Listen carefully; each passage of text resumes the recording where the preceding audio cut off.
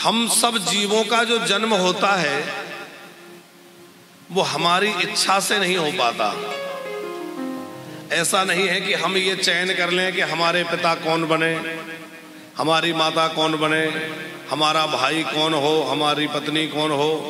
क्या यह स्वतंत्रता हम लोगों को है? नहीं है। हाँ, भगवान जब अवतार लेकर आते हैं तो वह अपनी इच्छा से ये चयन करते हैं कि मुझे किसके घर में अवतार लेना है, किसको अपना पिता बनाना है, किसको माता बनाना है, कौन बंधु बांधव के रूप में रहेंगे, कौन सेवा करेंगे। तो भगवान का पूरा परिकर, उनका परिवार उनकी इच्छा से होता है। इसीलिए लिखा है निज इच्छा निर्मित तनु, वो अपनी इच्छा से प्रकट होते हैं। लेकिन हम लोग अच्छा अपनी इच्छा से ही माता पिता परिवार मिला करता तो सब लोग कहते कि हमें तो अंबानी अडानी के घर में पैदा करो।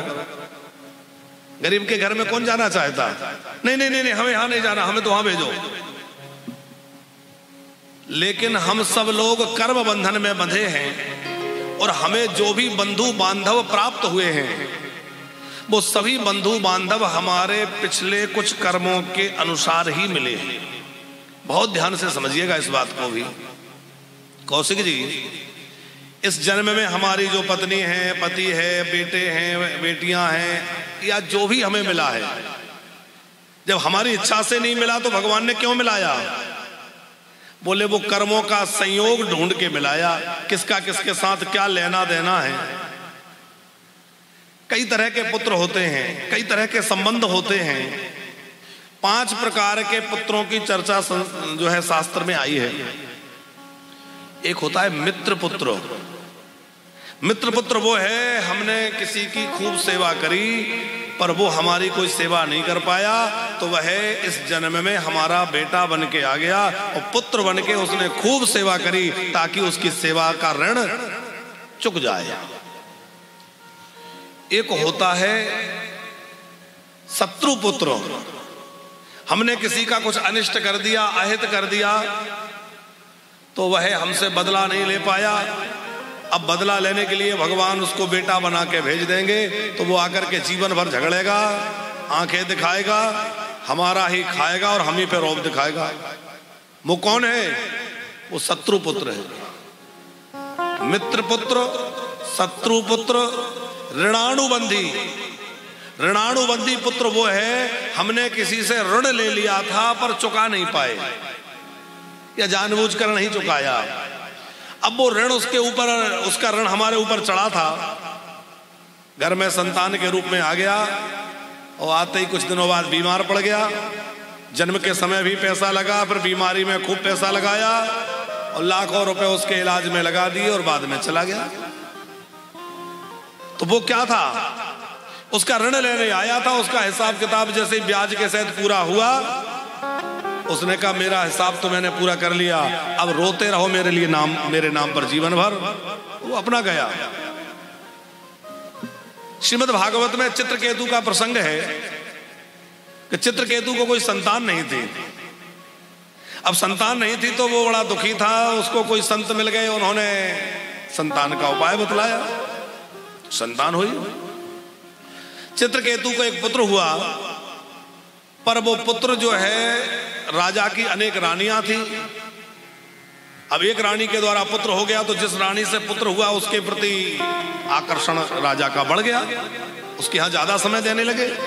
तो बाकी रानियों को सौतिया डाहा हो गया, हम सब के तो संतान नहीं है, इसको संतान क्यों है? इसके कारण राजा हमें तो प्रेम नहीं रखते, इसी को प्रेम करते।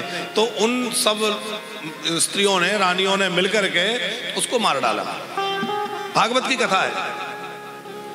अब वो जब मर गया तो चित्रकेतु तो बड़ी मुश्किल से एक पुत्र बुढ़ापे में हुआ था, बहुत रोया और इतना रोया कि उसको लगता था जीवन ही त्याग देगा। राज्यपाट से व्रत हो गया, दुखी हो गया। देवर्षि नारद पधारे और नारद जी ने आकर कहा राजन क्यों रो रहे हो? बोले मैं बिना पुत्र के नहीं रह सकता, बड़े मुश्किल से मुझे वो पुत्र मिला और ऐसे चला गया तो मैं तो अब उसके बिना प्राण त्याग दूंगा। नारद जी ने कहा घबराओ मत, मैं तुम्हें तुम्हारे पुत्र से मिलवा देता हूं। उस पुत्र को बुलाया।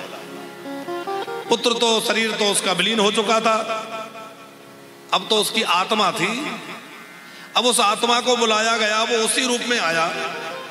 और जैसे उसको देखा तो पिता तो हा पुत्र कह के दौड़े। उसने कहा सुनो सुनो, पहले रुको वहीं, बाद में लपटना झपटना, पहले ये बताओ तुम कौन से नंबर के पिताजी हो। चित्रकेतु घबराए, क्या कह रहे हो, कौन से नंबर के, मतलब कोई 10-20 पिता होते हैं? बोले 10-20 नहीं होते, हजारों पिता हो चुके मेरे। कितनी बार मेरा जन्म हो चुका मुझे खुद नहीं पता। हर बार जब भी जन्म लेकर जाता हूं कोई नई माता बनती है, कोई नए पिता बनते हैं, कोई नया परिवार मिलता है। कितने जन्म हो गए, कितने माता पिता मिल गए, मैं किस किसको याद रखूंगा? ऐसे मेरे हजारों माता पिता बन चुके हैं। तुम कौन से नंबर के, कहां कहां के पिता हो? और जैसे ही उस जीवात्मा ने ये बात कही तो उस चित्रकेतु की आंखें खुल गई, ये क्या कह रहा है। तब वो चित्रकेतु था तो विद्वान, उसको लगा कि अरे जिसके लिए हम प्राण दिए दे रहे हैं, मरे जा रहे हैं रो रो कर, वो कह रहा है तुम कौन हो, जानता भी नहीं है, ऐसे के लिए क्या रोना। चित्रकेतु उदासीन हो गए, रोना बंद कर दिया। तो हम कहना ये चाहते हैं कि मरने के बाद कौन पुत्र, कौन पिता, कौन क्या था, सब समाप्त। तो एक पुत्र जो है वो ऋणानुबंधी पुत्र है, जिसने हमारा ऋण लेने के लिए, ऋण हम लेकर के आए थे, ऋण पूरा नहीं चुका पाए, वो ब्याज सहित ऋण पूरा कराने आया और पूरा हिसाब किताब करके गया। कितने हो गए? मित्र पुत्र, शत्रु पुत्र, ऋणानुबंधी, एक है कर्मानुबंधी। हमारा उसके साथ कुछ कर्मों का संयोग है, हमारे कुछ कर्म बंधन उससे जुड़ा हुआ है, तो उन कर्मों के आधार पर वह हमारा पुत्र बनकर के आ गया।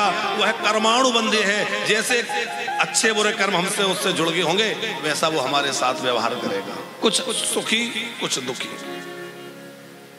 एक है उदासीन पुत्र, पांचवा।